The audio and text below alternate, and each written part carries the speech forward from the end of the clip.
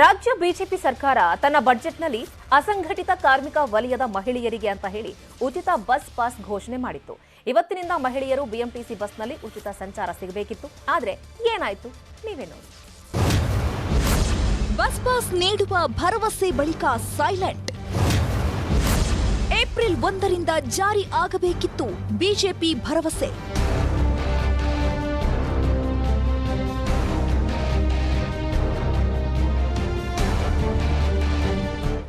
ರಾಜ್ಯ ಸರ್ಕಾರ ಅಸಂಘಟಿತ ವಲಯದ 30 ಲಕ್ಷ ಮಹಿಳೆಯರಿಗೆ ಉಚಿತ ಬಸ್ ಪಾಸ್ ನೀಡುವುದಾಗಿ ಘೋಷಣೆ ಮಾಡಿತ್ತು.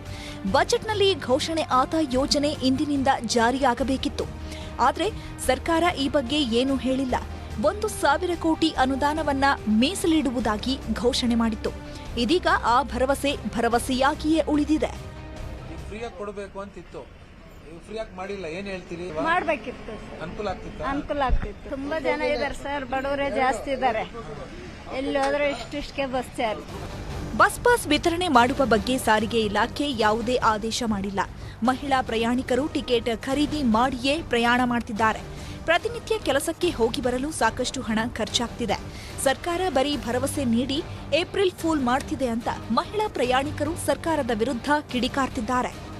ಸಂಬಳ ಕಮ್ಮಿ ಇದೆ ನಮಗೆ, ಆದ್ರೂ ಬಸ್ ಪಾಸ್ ಕೊಟ್ಟಿದ್ರೆ ನಮ್ಗೆ ಡೈಲಿ ಎಷ್ಟೋ ಉಳಿತಾಯ ಆಗಿರೋದು. ಅದು ಬಿಟ್ಬಿಟ್ಟು ಏನೇನೋ ಮಾಡ್ತಾ ಇದಾರೆ, ಹೇಳೋದು ಒಂದು ಮಾಡೋದೊಂದು. ನಾವು ಪ್ರೈವೇಟ್ನಲ್ಲಿ ಮಾಡೋದು ಜಾಬ್, ಮನೆ ಹೆಂಗೆ ನಿಭಾಯಿಸ್ಬೋದು, ಬಾಡಿಗೆ ಹಾಕಟ್ಟೋದು, ಲೇಟ್ ಬಿಲ್ ಹಾಕಟ್ಟೋದು ಅರ್ಥನೇ ಆಗ್ತಾ ಇಲ್ಲ ಈಗಿನ ಕಾಲದಲ್ಲಿ. ನಮಗೂ ಕೊಡ್ಬೇಕಾಗಿತ್ತು, ಕೊಟ್ಟಿಲ್ಲ ನೋಡಿ, ಏನ್ ಮಾಡೋದು. ಬಸ್ ಪಾಸ್ ನೀಡುವ ಭರವಸೆ ಎಲೆಕ್ಷನ್ ಭರಾಟೆಯಲ್ಲಿ ಮರೆತೋಯ್ತ ಅನ್ನುವಂತಾಗಿದೆ. ಸಾರಿಗೆ ಅಧಿಕಾರಿಗಳು ಕೂಡ ಈ ಬಗ್ಗೆ ಯಾವುದೇ ಸ್ಪಷ್ಟನೆಗೆ ಹಿಂದೇಟು ಹಾಕಿದ್ದಾರೆ. ಜನಸಾಮಾನ್ಯರು ಮಾತ್ರ ಸರ್ಕಾರ ನೀಡಿದ್ದ ಭರವಸೆ ಬರೀ ಹುಸಿಯಾಗಿದೆ, ಯಾರಿಗೆ ಕೇಳುವುದು ಅಂತ ಸುಮ್ಮನಾಗಿದ್ದಾರೆ. ಪಾಸ್ ಕೊಟ್ಟಿದ್ದೀನಿ ಹೇಳಿದಾರಲ್ಲ, ಕೊಟ್ಟಿಲ್ಲ, ಏನಿಲ್ಲ. ಕೆಲಸ ಮಾಡೋರ್ಗೂ ತುಂಬಾ ತೊಂದರೆ ಇದೆ. ನಾವು ದುಡ್ಡು ಕೊಟ್ಟು ಪಾಸ್ ತಗೊಂಡಿದ್ದೀವಿ. ಫ್ರೀ ಪಾಸ್ ಮಾಡಿಕೊಡಿದ್ರೆ ಕೆಲಸ ಮಾಡೋರ್ಗೂ ಒಳ್ಳೇದಾಗುತ್ತೆ.